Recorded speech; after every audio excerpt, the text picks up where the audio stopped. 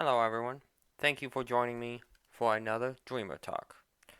My name is Jesse. Online, I go by the Dreaming Gamer. And welcome to episode 4 of my podcast. So, on today's episode, we're going to do a segment that I call Good Writing in Gaming. And it's not just specifically for good writing, but also for any scene or events that I think are good, either because of the gameplay fits into it, the direction and the framing. But I guess you could also call this good moments in gaming. So, another tidbit about myself is that I am also a writer. I'm not anything like big or famous, but I've been a writer for a while. And that's always been my dream, is to become an author, or at least have a job that involves my writing.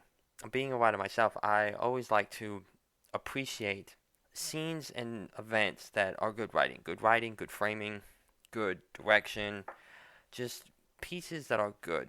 And gaming offers a unique experience that you can't get from books or movies. And games as a storytelling medium have a lot of potential. And a consistently good story, a game series that is consistently good stories, is the Dragon Quest series. Now, I'm not a Dragon Quest expert. I have literally played. I played the two Dragon Quest monster games back on the Game Boy because they were, Pokemon clones. I have played Dragon Quest VIII and I've played Dragon Quest XI. I've delved a little into the other Dragon Quest, but nothing anything, major. So, the game I want to talk about is Dragon Quest VIII. What got me back into Dragon Quest VIII is Dragon Quest XI was coming out on the Switch. Around the time that Dragon Quest XI was coming out on the Switch, I really wanted to play it, and I played the demo, and it was really good, and it really perked my interest. Now I knew Dragon Quest XI was already on the PC, and I could have played it that way, but the Switch version had all the extra stuff in it, so that's what I wanted to play. And Dragon Quest VIII was re-released on the 3DS. So I took the plunge. I bit the bullet, went out and got it. So the Dragon Quest VIII has several really good moments in it. Between the characters, the villain, some of the twists that you don't see coming, or at least I didn't see coming when I played through it the first time. But the specific scene I want to talk about is in the opening. And to be precise, like the first about 10 minutes or so of the game. I think Dragon Quest VIII has one of the best introductions in anything, in any piece of media, because it not only introduces our characters, but also the adventure you're about to embark on. So, it begins with a black and white cinematic explaining about a scepter spoken in lore, sealed away for ages. As this scene plays out, we get a glimpse of our villain, Dulmagus, a king and a princess. And Dulmagus grabs the staff, and we see vines overtake the castle, which is called the castle of Trodaine. The screen goes black, and we see the words, "Your quest has begun." Next, we see a mouse with a mohawk. He's looking out at plains, at vast plains, because one of the draw points of Dragon Quest VIII is the fact that if you can see it, you can go there. The world is huge in it, but Dragon Quest has always had worlds like that. So the mouse runs through leaves the plains and runs through a forest, goes over a log, and stops when he sees this green toad-like monster sleeping. The monster wakes, growls at the mouse, and the mouse scurries away. He scurries into the pocket of his owner, the hero of this story. Now he can be anything because he's a silent he can be named anything because he's a silent protagonist, but I've always named mine hero. Still to this, and when I eventually got 11 and I played it, I named him hero too because I'm creative. We are then introduced to this barbarian-looking fellow with balloon pants and a spiky helmet. His name is Yengus. He has a Cockney accent, which I'm going to save you the pain of me trying to emulate. He calls out to you. He goes, "Oi, Gov!" And then this is where the game begins. You can move around a little, interact with some bells. You can talk to Yengus and the toad, troll-like monster. Trode is his name. Yengus talks about how he doesn't understand how you could work for an old codger like him. And then the two, Toad and Yengus, begin to bicker back and forth. And then they have this intense stare down. And in the middle of it all, Toad asks, where's the princess? As everyone looks around, some nearby bushes rustle, and surprise! It's a trio of slimes. And then this is how the fighting begins. When you select your actions, you're in first person, but when your characters perform the action, you switch to a more traditional third person. And that's just how, because the first person is just how Dragon Quest is always played. Then once you get rid of the slimes, Toad again asks, where's the princess, where's Medea? And then in strolls a white horse with a blue blanket draped over it. This horse is the princess. After the king loves on his daughter, the group agrees that they need to leave, and they head towards the nearest town before nightfall. And then as they approach the town, the credits roll. And once they get inside, the villagers are frightened by Toad's appearance, because he's a monster. Once you arrive at the center of town, the king instructs you to go find Master Wireless. Yangus has an issue with this. He talks about, hold your horses, Granddad. I thought it was Dalmegas we were after. And the king shouts, I am not your granddad. And then the king proceeds to agree with Yangus that they are searching for Dalmegas. But they are looking for Dalmegas because he turned him and the princess into laughingstocks. But he stresses that Master Wireless can help them.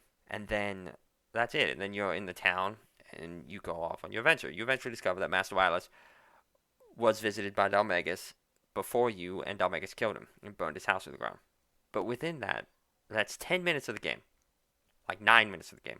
And we are introduced to our four main characters, the villain, the reason for our journey, and the combat. So we have our reason, our motive for wanting to capture the villain. We understand how the gameplay works, and we understand the characters, at least the first four characters that we have. That's it. That's how it unfolds. And to me, it's a sign of such a great storytelling, because it lays the groundwork quickly and smoothly. There are games out there that take 20, 40, sometimes even longer to establish that same thing. And like the Final Fantasies. I love Final Fantasy, don't get me wrong. I love Final Fantasy, but Final Fantasies can take a while, especially Kingdom Hearts.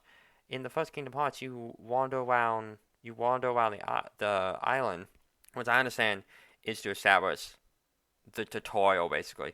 But that takes forever before you actually get into the game. And even then, you're not really getting into the game until you leave Traverse Town. But Dragon Quest VIII, Dragon Quest always been, I can't say less ambitious than Final Fantasy, but it certainly is not as convoluted as Final Fantasy.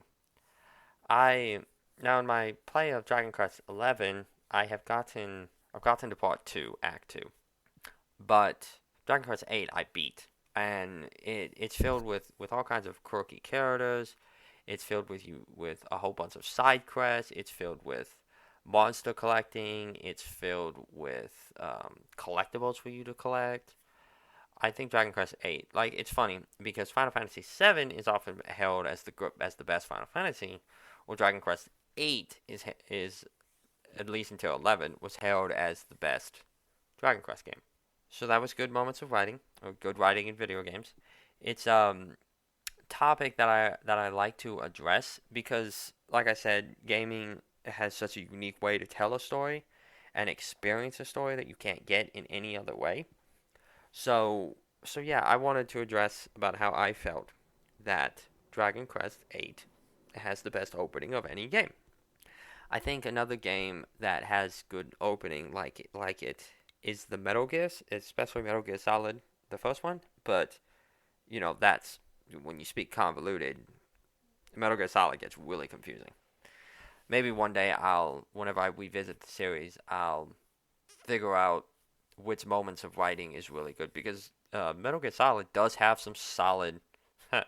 Metal Gear Solid series has some really good moments in it, really good, interesting moments, especially the third one.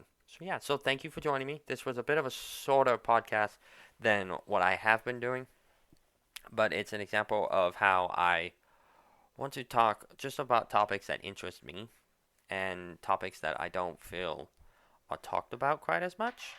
And everyone always talks about how great Dragon Quest VIII is, but I don't think anyone ever really addressed this specific area, at least not that I know of.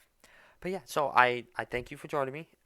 If you've never played Dragon Quest VIII, it is available on the PS2, but it is also available on the 3DS, and they're basically the same game. There's a few changes. The 3DS is probably the better game because it introduced two new kit. It had added your party members by two. It gave you two new party members. But yeah, if not, then give Dragon Quest XI a whirl on the Switch or whatever system you have, because Dragon Quest XI is where the series was progressing. It's like all the best points of the series, at least in my opinion. But yeah, so thank you guys for listening, and I will see you guys next time.